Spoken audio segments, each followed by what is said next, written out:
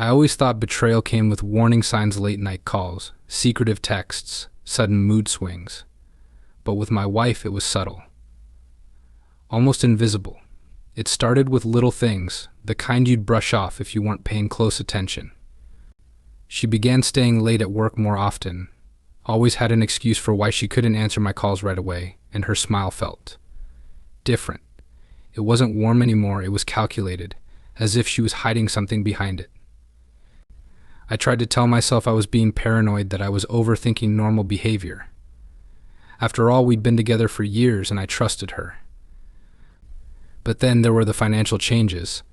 Money seemed to be disappearing from our accounts, not in huge amounts at first, just small, unnoticeable withdrawals. When I asked her about it, she'd shrug it off, claiming it was for bills or shopping or some expense I'd supposedly forgotten about. I wanted to believe her, so I did. Love makes you blind in the worst ways. One night, while she was in the shower, I noticed her laptop open on the dining table. Normally, she'd never leave it unattended, especially not unlocked. Curiosity got the better of me, and I clicked on the email app. What I found made my heart stop. There was an email draft, unfinished, unsent, but it was enough. The opening line was all it took: once the money is transferred, I'll make sure he's out of the picture. Out of the picture, me. The email was addressed to someone casually saved as Babe. I scrolled through more drafts, more messages. It wasn't just an affair, she was plotting something much bigger. She'd been forging documents using my information, making me the scapegoat for her plan to steal money from her company. If everything went according to her blueprint, I'd end up in jail, and she'd be free to run away with her lover. My stomach churned, my hands shook, and for a moment I couldn't breathe. The person I shared my life with, the woman I thought loved me, was planning to destroy me. I closed the laptop and sat there, staring at the screen. Part of me wanted to confront her right then and there, demand answers, scream, cry, anything. But something stopped me. Anger was bubbling up, but beneath it was something sharper: clarity. Confronting her would only push her to act faster, to cover her tracks better. No, I needed to be smart. If she had a plan, I had to have one too. I started thinking about every interaction we'd had over the past few months, replaying conversations in my mind. Had she always been this cold, this calculating? Or had I just been too blind to see it? The weight of the betrayal sat heavy in my chest, but I couldn't let it crush me.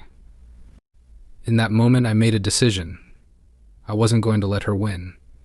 If she wanted to play dirty, I'd make sure she tripped over her own lies. But first, I needed evidence, real, undeniable proof. I needed to stay calm, act normal, and wait for the perfect moment to strike. So I closed the laptop, took a deep breath, and forced myself to smile when she came back into the room. If she noticed anything different about me, she didn't let it show. But as she kissed me goodnight and turned off the lights, I realized something: the real game had just begun. I didn't confront her, not yet. Instead, I started observing, watching her every move, tracking her spending, even installing a tiny camera in her home office. I told myself to stay calm, to not let my emotions get the better of me. Every move I made had to be calculated, because one wrong step could tip her off. I became a quiet observer in my own home, studying her like a stranger I couldn't trust. At first, it was hard to keep up the act. Every time she smiled at me, every time she casually asked about my day, I had to bite back the urge to scream, to demand answers. But I knew better. I smiled back, nodded, and played the part of the clueless husband. And while she thought I was going about my days oblivious, I was gathering puzzle pieces one by one. The camera in her office became my lifeline.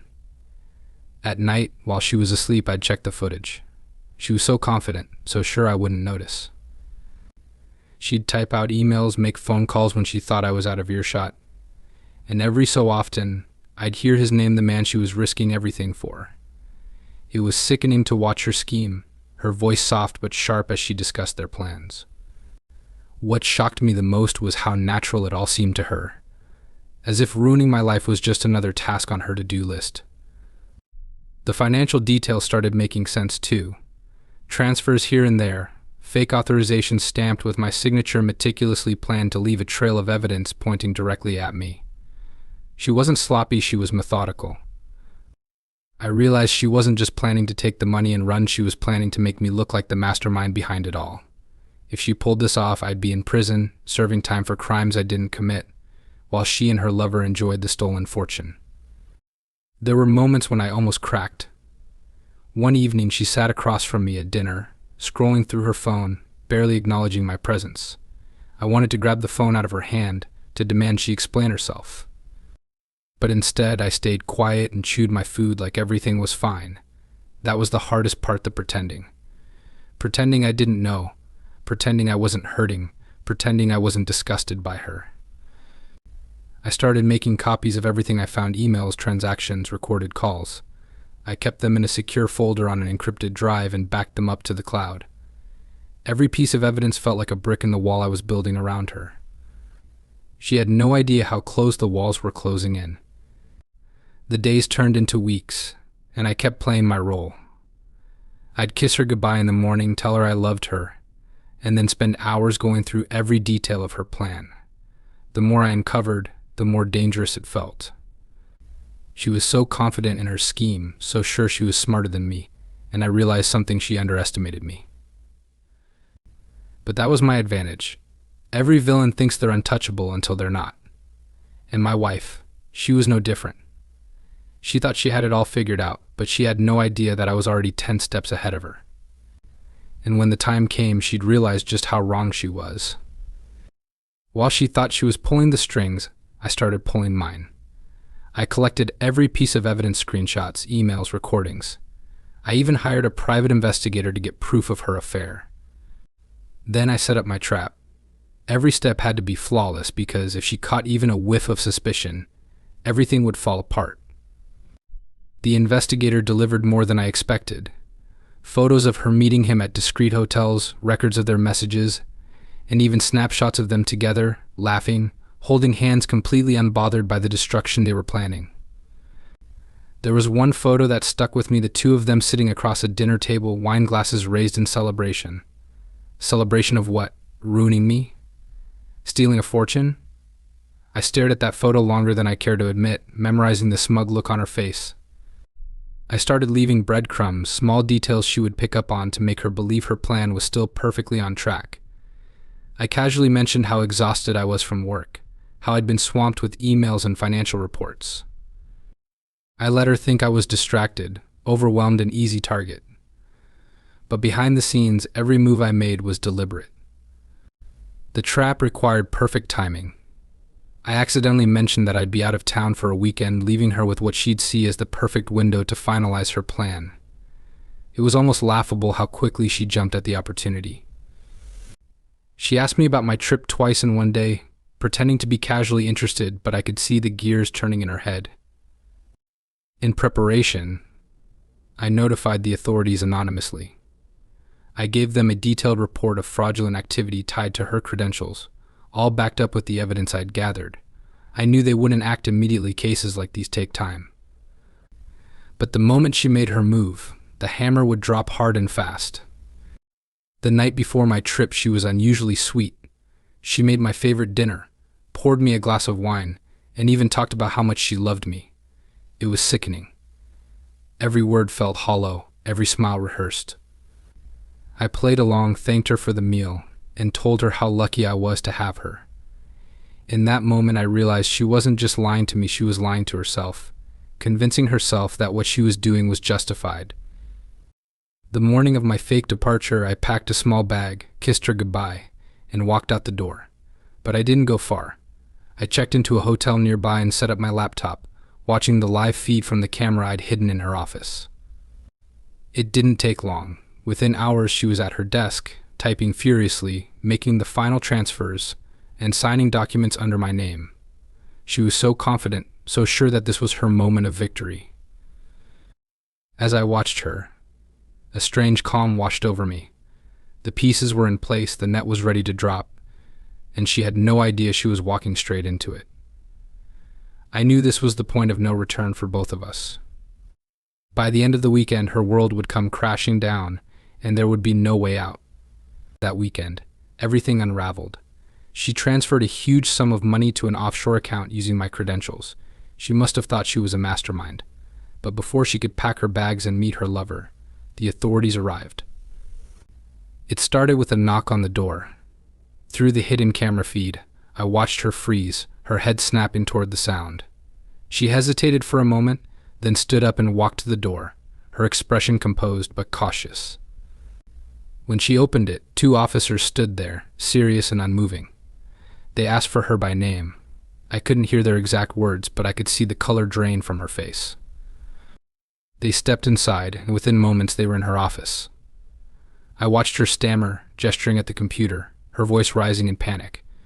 She tried to explain, probably weaving a story about how I was the one responsible, how she had no idea what was happening.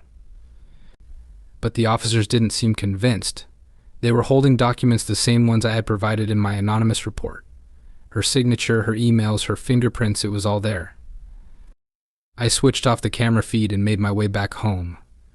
When I arrived, the scene was exactly how I imagined it would be: papers scattered across the desk, her computer confiscated, and my wife sitting on the couch, handcuffed and silent. Her eyes met mine as I walked in, and for the first time in months, she looked truly afraid. One of the officers approached me and explained that they had enough evidence to charge her with fraud, embezzlement, and conspiracy. I nodded along, pretending to be confused, pretending to be hurt. My performance had to be perfect because she was still watching me, still searching my face for a crack, for a clue that I had been the one to outplay her. Her lover? He vanished the moment things got messy. The investigator had already informed me that he had cleared out his accounts and disappeared off the grid as soon as the authorities got involved. He left her to face the consequences alone. The betrayal in her eyes when she realized he wasn't coming for her. It was almost poetic. They escorted her out of the house, and I followed them to the driveway. She turned to look at me one last time, her face a mix of anger, confusion, and something else, regret, maybe. But it was too late for regret. She had built this trap for me, and in the end she had walked right into it herself.